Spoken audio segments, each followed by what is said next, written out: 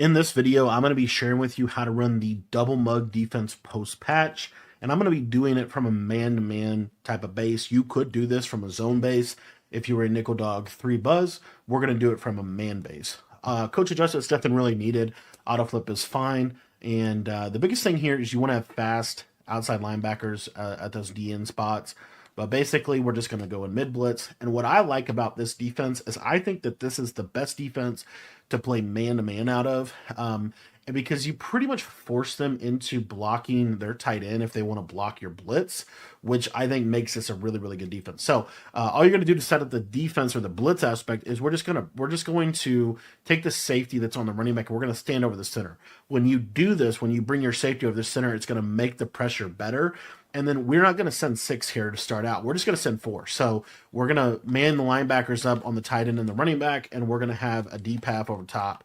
And if you want to shade underneath, be my guest. If you don't, understand. The solo receiver is like the one that you got to kind of watch out for. A couple things we could do. We could go third, and then we could man our user up to him and switch stick onto like the half. Kind of different options.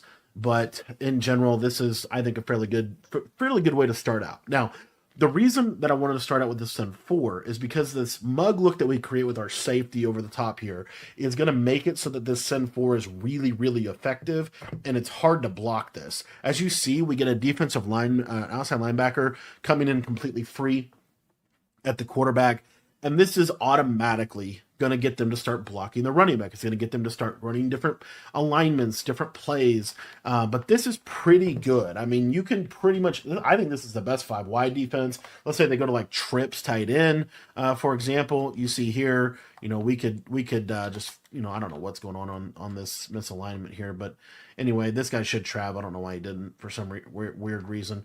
But the thing I'm trying to show you here is, we're going to do the same basic thing. And again, what I would basically do here, what I'd probably honestly do is cross man the tight end and then have, this guy on a cross man, maybe a cloud or something like that.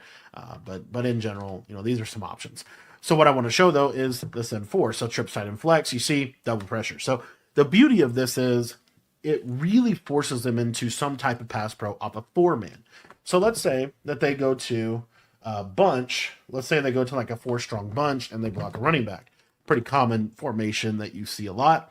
All we're going to do is we're just going to man up this. We're going to send 5 now, and we're going to man up the linebacker on the running back side onto the running back. So you see this is what it looks like. And then with our user, we can do whatever we want. We can do whatever we want with the user. And what you'll see here is you got a really good chance of the pressure coming off the opposite side of the running back. So now they got to start doing some slide protection. They're still going to struggle to pick it up. If they do actually block it, the running back's always going to get shedded. And so it's just an uncomfortable defense to play. So what oftentimes is going to happen is they're going to block a tight end. So when they start to block their tight end, this is where we're going to send 6 at them. And so what you're going to see is this is, pretty rare that we ultimately will send 6. What I tend to like to do is if they block their tight end, I feel like I can cover most of the plays. So, without the tight end and the route combination, it really makes it, I think, a lot more difficult with switch stick and some of the things we can do defensively. Now, that being said, if they block the tight end, I know that I have to cover the running back, right? So a couple things. I think you could just use the running back. I don't think it's that bad. So like if they block tight end, let's say they put the running back to the flat, we're just going to run down at the center and then just go cover the running back. We can get pressure on a Send 6. It's a little inconsistent in practice mode. In game, it's a little better in my opinion. But the Send 6 is just a little off in practice mode, I would say. A lot of times you're going to get this off this right edge, and bunch offset itself, especially in practice mode with this kind of wonky alignment we're getting over here to the right side, can be a little bit of a thing. For sure. But let's go to like a bunch strong nasty, which is a really popular formation to call.